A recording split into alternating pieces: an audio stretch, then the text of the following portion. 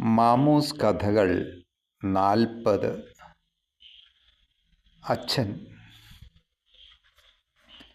ജീവിതം കൊണ്ട് കൂട്ടുകയും കുറയ്ക്കുകയും ഹരിക്കുകയും ചെയ്തപ്പോൾ അയാൾ തിരിച്ചറിഞ്ഞു, ശിഷ്ടങ്ങൾ തന്നെ വേട്ടയാടുവാൻ കാത്തിരിക്കുന്നു.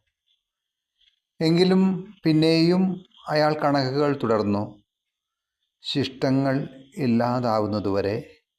കാരണം അയാൾ ഒരച്ഛനായിരുന്നു. ശിഷ്ടങ്ങൾ സൂക്ഷിക്കാൻ ഒരച്ഛനെങ്ങനെ കഴിയും? അയാളുടെ കണക്കുകളിൽ ശിഷ്ടങ്ങളില്ലാത്ത രാവെത്തിയപ്പോൾ അയാൾ അത് തിരിച്ചറിയാൻ മറന്നുപോയി.